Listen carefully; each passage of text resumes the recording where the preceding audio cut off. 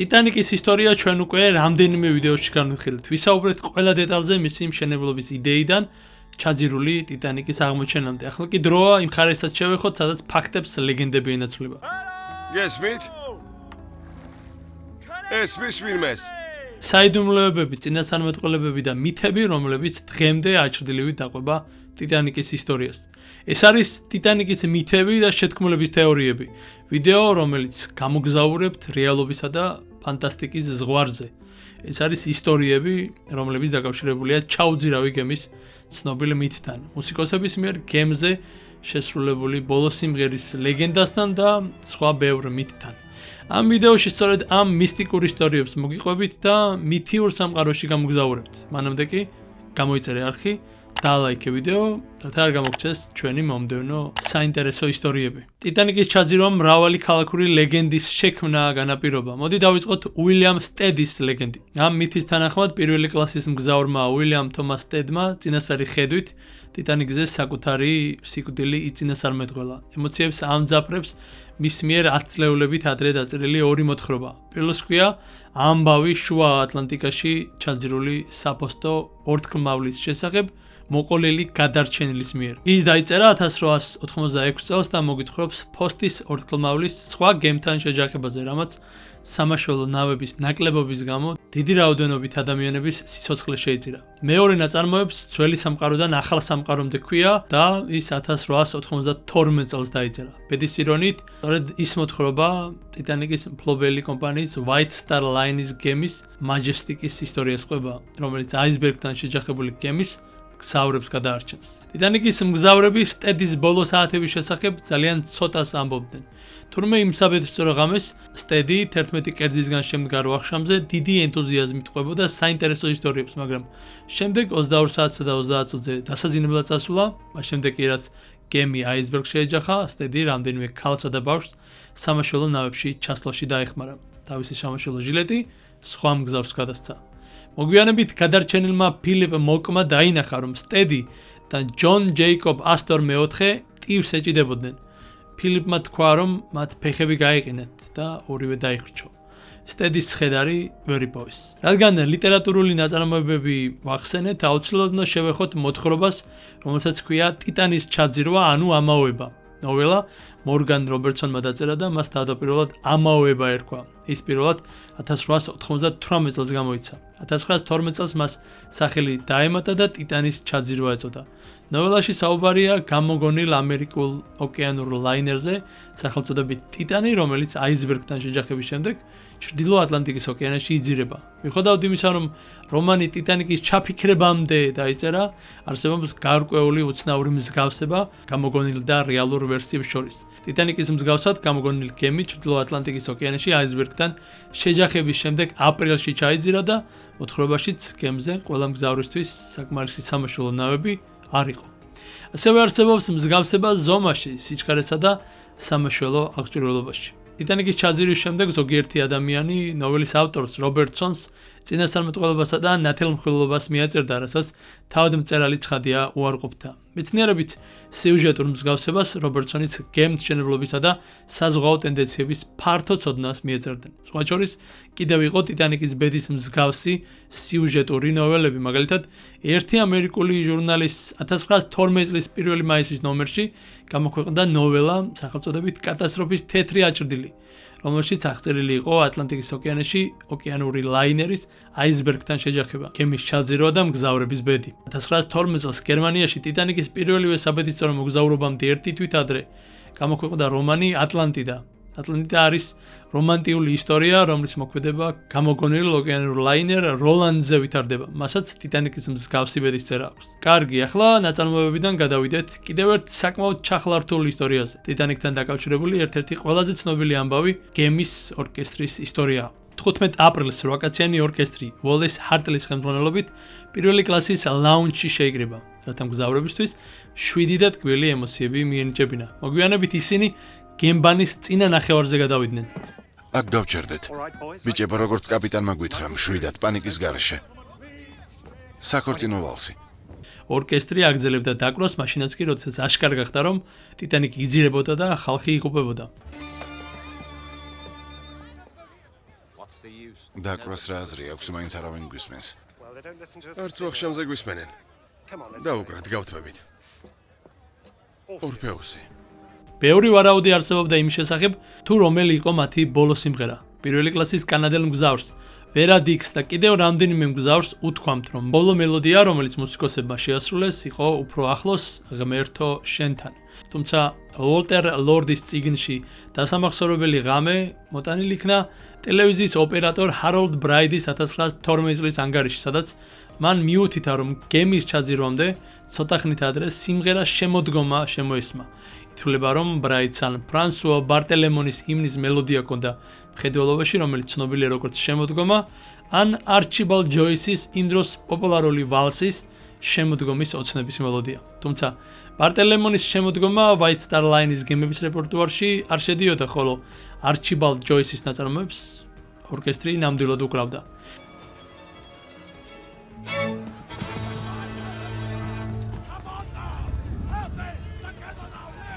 მორჩა, საკმარისია. ნახვამდის უველი. წარმატებას გისურვებ. ნახვამდის ვალეს. შვიდობით მეგობარო, ღმერთმა გიშველოს. ბრაიდი იმ ორი მოწმიდან ერთ-ერთია, რომლებიც იმ დროს, მაშინ როდესაც ტიტანიკის ჩაძირვამდე გემს ტოვებდნენ, ორკესტრთან ახლოს მივიდნენ. ამიტომ ბრაიდის ჩვენება უფრო სანდოდ მიიჩნევა. აი რაც შეეხება ვერა დიქს, ის სამაშველო ნავში ტიტანიკის ჩაძირვამდე 1 საათითა და 20 წუთით ადრე ჩაჯდა, ამიტომაც შესაძლოა ორკესტრის უკანასკნელი მუსიკა მას არ მოესმინა. პოლ, ამიტომ მოსაზრება, რომ ტიტანიკის ორკესტრმა კედის სიმღერად უფრო ახლოს ღმერთო შენთან შეასრულა, შესაძლოა მითი იყოს, რომელიც გემ ვალენსიას ჩაძირის შემდეგ წარმოიშვა. ის 1906 წელს ჩაიძირა და ეს მოვლენა კანადურ პრესაში ფართოდ გაშუქდა. შესაბამისად, შესაძლოა სწორედ ამან შეძლო დიკის მოგონებებზე ძლიერი გავლენის მოხდენა. არსებობს სამი ძალიან განსხვავებული ვარიანტი. სამივე იყენებს ახლოს ღმერთო შენთან ტექსტს. ჰორბური, რომელიც 1861 წელს რევერენდ ჯონ დაიქსმა დაწერა, პოპულარული იყო ბრიტანეთში. ბეთანი, რომელიც 1856 წელს დოქტორ ლოუელ მეისონმა დაწერა, პოპულარული იყო შეერთებულ შტატებში.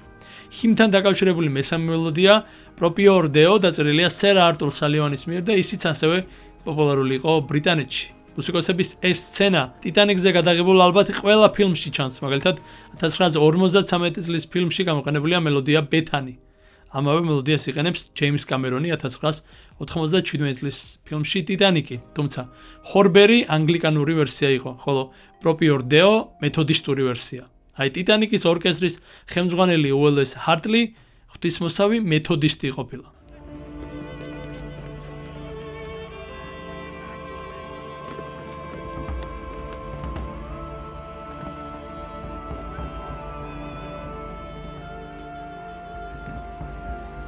მოყვარულმა ისტორიკოსმა პოლკოვნიკმა არჩიბალდ გრეისი მეოთხემ, რომელიც გემზე ბოლო წუთებამდე იმყოფებოდა და მოგვიანებით გადაბრუნებულ დასაკეთ სამაშველო ნავზე გადაარჩინეს, დაწერა, რომ მუსიკოსების მიერ შესრულებული მელოდიები მხიარული იყო, თუმცა მან ვერცერთი მათგანი ვერ იცნო და თუ ჯგუფი ახლოს ღმერთო შენთან შეასრულებდა, აუცილებლად შეამჩნევდა ამას, რადგან ეს ყველას დაანახებდა რა ელოდათ ტიტანიკის მგზავრებს, რასაც პანიკა მოყვებოდა.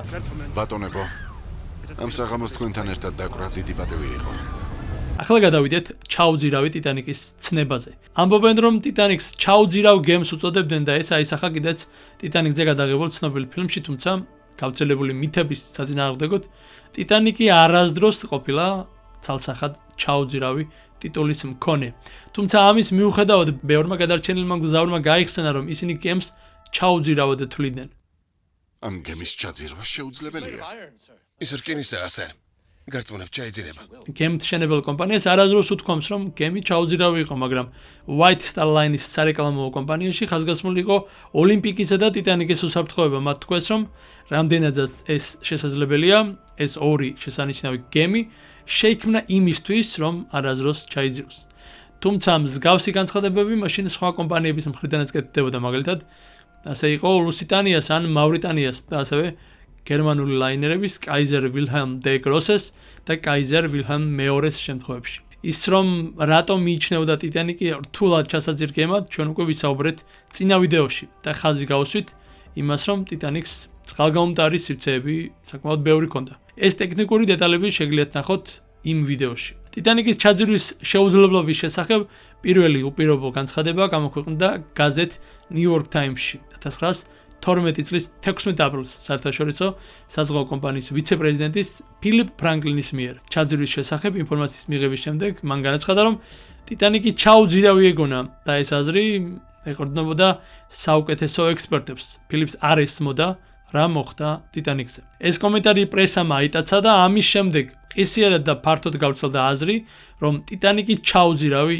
გემი იყო. მომდევნო მითი არის პირველ ადამიანზე, ვინც ტიტანიკის ჩაძირვის ამბავი შეიტყო. ფაქტსა და ლეგენდას შორის მერყევი თეორია ამბობს, რომ პირველი ადამიანი, ვინც ჩაძირვის შესახებ ინფორმაცია მიიღო, იყო დევიდ სარნოვი, ამერიკელი წარმოშობით რუსი. ამ ლეგენდის შესრულ ვერსიებში სარნოვი არ იყო პირველი, ვინც ეს ამბავი გაიგო, მაგრამ ის და სხვები ყველანი ნიუ-იორკში ვანამეიკერის უნივერმაღის თავზე მდებარე მარკონის საკომუნიკაციო სადგურის თანამშრომლები იყვნენ. სარნოვი 3 დღის განმავლობაში კავშირზე იყო მაშველებთან და კატასტროფის შესახებ ამბებს და გადარჩენილთა სახელებს ხალხს გადასცემდა.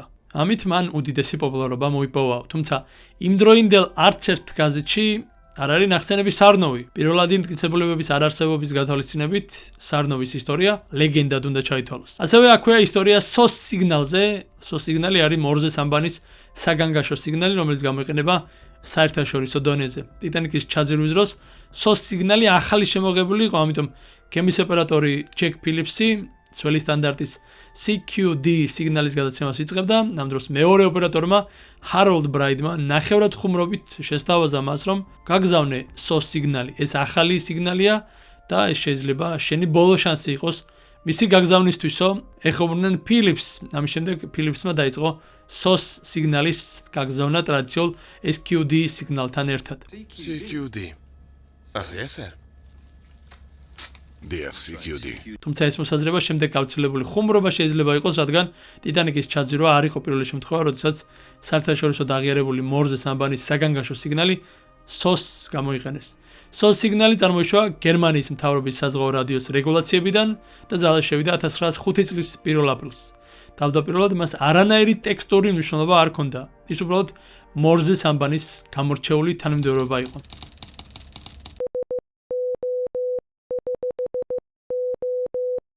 არსებობს ცნობები, რომ 1936 წელს რადიომოყორულმა გორდონ კოსგრევიმ განაცხადა, რომ კარპატიადან და ტიტანიკიდან გადაცემიდან 24 წლის შემდეგ დიდი ხნის დაგვიანებული ეკოს SOS შეტყობინებებს იღებდა. მომდევნო ამბავი მისტიურ გემს ეხება. ზოგიერთი მიიჩნევს, რომ ტიტანიკის ჩაძირვის დროს მის მახლობლად კიდევ ერთი გემი ნორვეგიული სელაპებზე მონადირე სამსონი იმყოფებოდა. ანუ ამ თეორიით გამოდის, რომ ჩაძირვის ღამეს სამსონი იმ ტერიტორიაზე მესამე გემი იყო ტიტანიკისა და კალიფორნიელის გარდა. სხვების თქმით, კალიფორნიელი საერთოდ არ იმყოფებოდა იქ, თუმცა ეს თეორია ალბათ კალიფორნიელის კაპიტნის სტენლი ლორდის ინტერესების დაცვას ეხება. აი კალიფორნიელი რატო არ თუ ვერ მივიდა ტიტანიკის დასახმარებლად, ჩვენ სხვა ვიდეოში უკვე დეტალურად ვისაუბრეთ. სამსონთან დაკავშირებით არსებობს თავად სელაპ მჭერი გემის ერთ-ერთი ოფიცრის ჰენდრიკ ბერგეთონ ნესის ინტერვიუ, სადაც ოფიცერი ყვება, რომ მისი გემი 15 აპრილის დილით ახლოს იმყოფებოდა დიდ ლაინერთან, რომელიც აერში უმომრაო ნათებად რაკეტას ისროდა.